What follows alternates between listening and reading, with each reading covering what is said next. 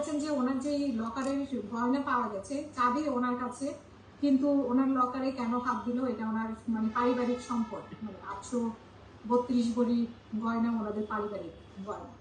তো এটাতে আপনার কোনো বক্তব্য আছে কিনা, এটা আইনগতভাবে আসলে কি বলেন? আচ্ছা, আইনগত বক্তব্য দিল তার আগে আমি ধন্যবাদ জানাই কাজী স্যার আব্দুল তাকবীর সাহেবকে, অত্যন্ত সুন্দরভাবে আমার কাছে একটা জিনিস জানতে চেয়েছেন। আমি এইটা উত্তর দেওয়ার জন্য খুব আসলে প্রিভিলেজ ফিল করতেছি। একটা হচ্ছে যে দেখেন, এনসিপি ইতিমধ্যে একটা কিন্তু গুড এক্সাম্পল সৃষ্টি করেছে, যেটা সবার অ্যাপ্রিসিয়েশন করা উচিত। সেটা নাহিদ ইসলাম, উনি কিন্তু উপদেষ্টা ছিলেন, উপদেষ্টা থেকে এসে কিন্তু উনি দলের মধ্যে সম্পৃক্ত হলেন, যেটা বাংলাদেশে ইতিপূর্বে কেউ করেছে কিনা সেটা আমি বলতে পারবো না।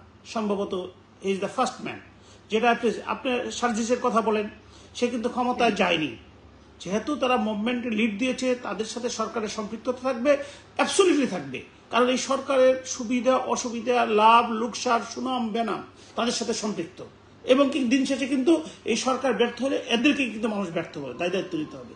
সেই হিসাবে হাসনাত আবদুল্লাহর কথা বলেন, হাসনাত আবদুল্লাহর ক্ষেত্রে আমি আপনাদেরকে এটা বলতে পারি যে অনেক জায়গায় আলোচনা হয় যে হাসনাত আবদুল্লাহকে নিয়ে একটা কথা বলেন যে সে দুর্নীতির সাথে সম্পৃক্ত। যদিও ওই যে ফেনীতে যে কেলেঙ্কারির কথাটা চলে আসছে, যে আপনার ওই যে এইগুলা রিলিফের ব্যাপারে, যে টাকা তার নাকি অ্যাকাউন্টে গেছিল, কিন্তু তাছাড়া তার বিরুদ্ধে কিন্তু সাধারণ অসাধারণ, শিক্ষিত অশিক্ষিত কোনো যে লোকের কথাই বলেন, it's a very good concept about him.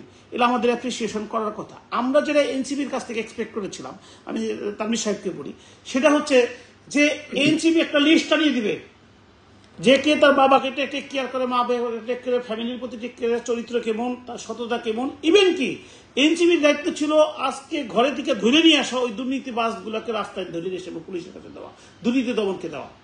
হোয়াজ আমরা দেখলাম কি এনসিবির সাথে সম্পৃক্ত অনেকেই চাঁদাবাজির অভিযোগে তাদেরকে গ্রেপ্তার করেছে। এটা কিন্তু আমি এনসিবি দোষ দিচ্ছি না, আমাদের এক্সপেকটেশন, আমাদের আশাটা আমরা এখানে ব্যর্থ হয়েছি।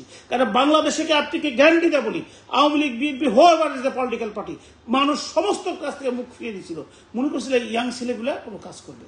এনসিবি কিন্তু প্রত্যেকটা মন্ত্রণালয়ে তাদের লোক বসাইছে, ছাত্রদের রিপ্রেজেন্টেটিভ ছিল, কিন্তু সেটা কিন্তু ফুটফল কোনো আলোচনা হয় না, ফুটফল কোনো কিছু হয় নাই।